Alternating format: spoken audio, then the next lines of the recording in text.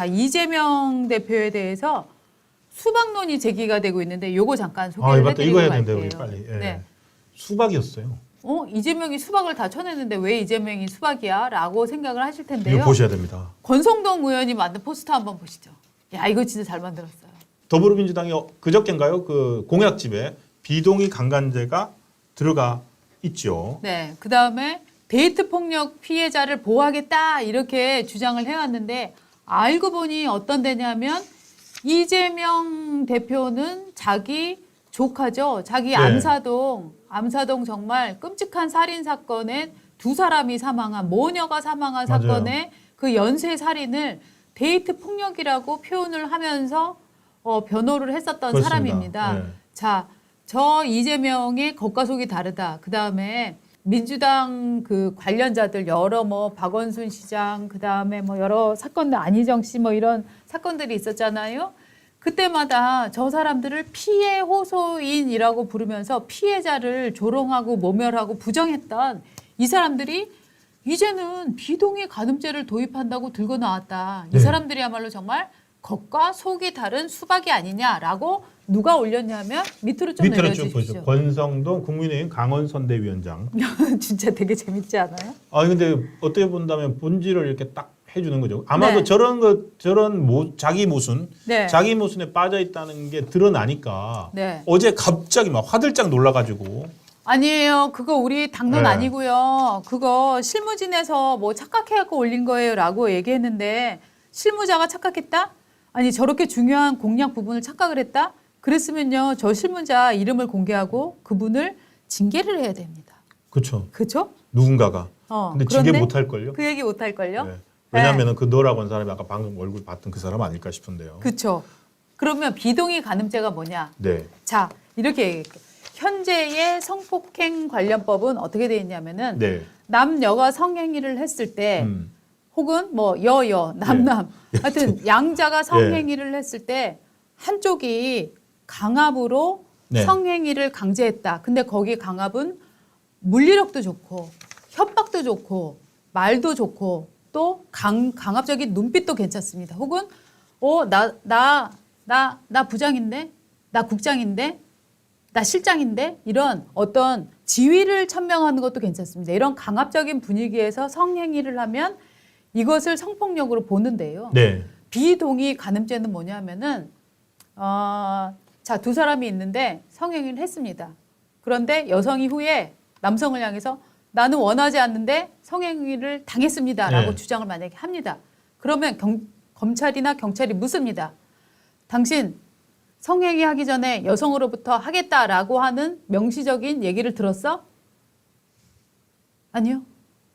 그럼 비동의 간음 맞네. 비동의 강간 네. 맞네. 이렇게 되는 겁니다. 만약에 비동의 간음죄가 도입이 되면은 그렇죠. 예, 도입이 되면은 그러니까 지금 이제 저희는 성폭력이나 성희롱 뭐 이쪽 관련 처벌이나 이런 쪽 부분들은 이제 방금 아까 얘기한 대로 뭐 직위를 이용하거나 이런 쪽으로 많이 발달해 있는데 유독 강간죄 강간죄에서 형사법에서 그 강간죄 구성을 할 때 이 강간이 되려면 그러니까 폭행이나 협폭행 물리적으로 때리거나 그리고 강한 언어적인 협박이 반드시 있어야지만 지금 이제 강간죄가 강하게 적용이 되거든요. 근데 그래서 언어적 이거를 좀 협박이라고 하는 부분을 네. 점점 더 법정에서는 많이 인용하고 그렇죠. 있어요. 예전에는 때리거나 무기를 협박하거나 이래야만 강간이었는데 지금 법 자체가 말로 강하게 협박하는 것도 네. 물리력 못지 않다고 인정을 해주는 추세예요. 추세이죠. 예. 네. 그런데 그래서 그거를 아예 법으로 명시하겠다는 거 아니에요? 그 뭐가? 폭행이나 협박이 없어도 동의를 했느냐 안 했느냐. 그러니까 강간죄 구성 요건을 폭행이나 협박이 있어야 되는 것에서 아니라니 동의 지금 여부로. 우리 신 차장은 비동의 간음죄의 패턴을 잘 모르고 계시는 거예요. 네. 비동의 간음죄는 어떤 거냐면 성행위를 하기 전에 둘이 합의가 있었다는 명시적 증거가 있지 않으면 다 비동의 간음이야? 간음죄의 경우에는 여성이 혹은 남성이 강간을 당했다고 주장을 하면 강간자로 지목된 사람이 명백한 증거를 내놓지 않으면 예. 증거가 없잖아요. 입증 책임이 두 없어. 사람이 입증을 못하면. 밀실에서 얘기를 하고 그렇죠. 있는데 여성이 강압에 의한 거다 나는 동의하지 않았다라고 주장을 하는 순간 동의가 있었다는 책임을 남성에게 넘어가는 거예요. 그래서 이게 굉장히 어려운 남성들로서는 혹은 강제적 성행위를 했다고 혐의를 받는 사람 입장에서는 입증하기가 굉장히 어려워요. 굉장히 힘든 거죠. 그래서 미국 드라마에 보면은요. 당신은 나와 성행위 하겠습니까? 뭐 앱 개발하고, 있는 걸로 예, 막 예. 나오잖아요. 동의 앱이 나오잖아요. 그러니까 아, 그렇구나. 이게 그냥 단지 강간 사건에 대해서 적용하는 어떤 그걸 구치자는 게 아니라 그게 아니에요. 그 강간 사건을 수준을 낮추자는 것뿐만이 아니라 아예 그냥 동의가 없으면 하면 안 된다 이렇게 만들어 버린 거네요. 현행법은 강력하게 노를 했는데 하게 된다. 강제로 하면은 이걸 처벌을 해요. 했는데 예. 강력하게 아니고 노를 했음에도 불구하고 성행위를 하면 처벌을 합니다. 아, 그런데 복잡해. 새로운 법은 나는 너와 성행위를 하겠습니다라는 동의를 받아야 명시적 된다. 동의가 없으면 비동의 간음으로 처벌을 받을 수 할 있다. 수도 있는 가능성이 열린 겁니다. 무조건 예스라고 대답하지 않았는데 성행위를 했다고 해서 처벌하는 건 아니고요. 그거에 문제를 삼아서 네. 나는 예스라고 말한 적 없는데 라고 한쪽에서 주장을 하면 이 사람이 기소될 확률이 상대적으로 높아지는 겁니다. 지금까지 만약에 그렇게 하면 여자한테 무고라고 할 수도 있었는데 무고라고 이제 못 묻겠네요. 무고의 가능성이 굉장히 엄청 낮아지는 거네. 그렇죠. 예.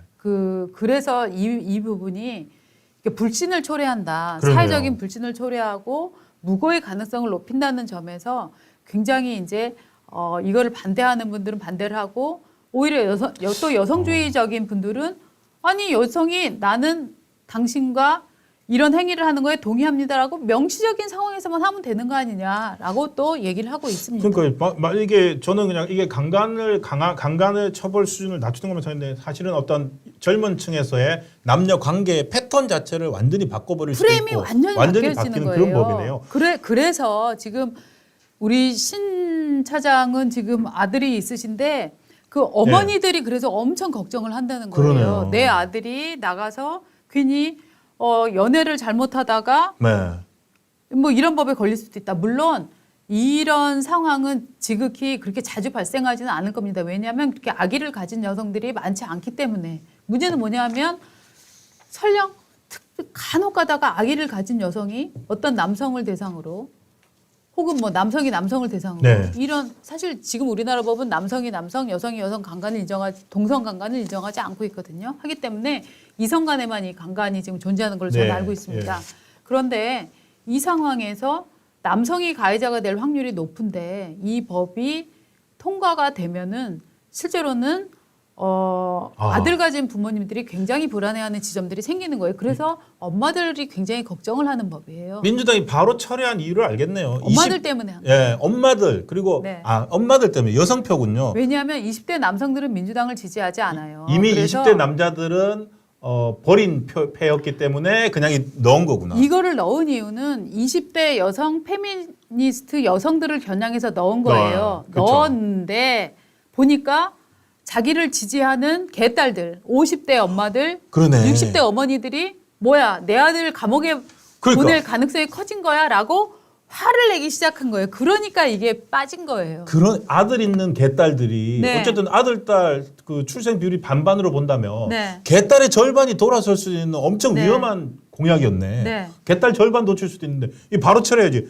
누가 네. 했어? 이거 도입하자고 한 사람은 진짜 뭐 나와가지고 사과해야 되는 거 아니에요, 진짜? 자, 오징어 페퍼민트님이 한거 불능 정도의 폭행 협박으로 상대방의 의사에 반하여 간음할 경우가 처벌되는 걸로 알고 있었는데 그동안 법이 바뀌었느냐? 그렇지 않습니다. 판례. 한거 불응 네. 정도의 폭행 협박은 맞는데 한거 불응 정도를 무엇으로 볼 거냐? 이 기준이 과거에는 꽤 높았다면 지금은 한거 불능의 기준점을 굉장히 낮춘 겁니다. 예. 바로 이 얘기입니다. 어저께 그래서 이제 어제가 아니죠. 작년 2월에 그 개혁신당간 유호정 의원하고 한동훈 당시 법무부 장관이 이 비동의 간임죄에 관한 대정부 질문도 있었습니다. 그때 그게 화제가 됐던 게 기억이 나는데 그거에 대해서 한동훈 당시 법무부 장관도 이렇게 얘기했습니다. 우리 법에서 모든 정의가 실현되는 것은 아니지만 이미 대한민국 대법원 판례가 성범죄에 굉장히 유연해지고 있는 것은 사실이고 저는 거기에 반대하지 않습니다. 동의 없는 기본 성관계는 기본적으로 범죄입니다. 그렇지만 그것이 어떻게 표출되어서 객관적으로 보느냐에 대해서는 지금까지도 폭행, 협박이라는 구성 요건이 있었던 것으로 이해하고 있습니다.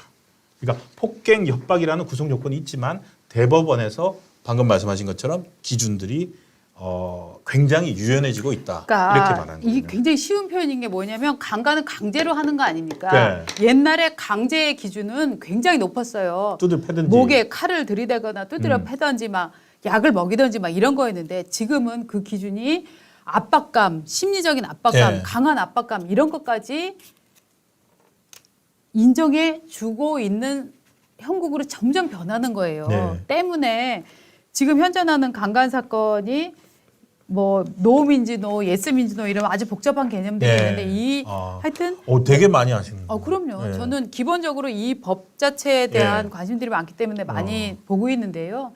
이 비동의 간음죄 요게 마치 여성들의 의사를 굉장히 존중해 주는 그러니까. 것처럼 되지만 실제로는 이 법은요. 예. 굉장한 불신에 기초한 법이고요. 앞으로 남녀 관계를 정말 파탄낼 겁니다. 인간관계를 파탄낼 겁니다. 그런데 지금 예. 나온 게 지금 공약 철회는 했지만 네. 무슨 얘기들이 나오냐면은 민주당이 다수당이 되면은 이거 반드시 또 추진할 거라는 거예요. 왜냐하면 그런 얘기가 있죠. 녹색 정의당이나 네. 이런 데서 당시도 유호정 원익을 추진을 하자고 했던 거거든요. 네.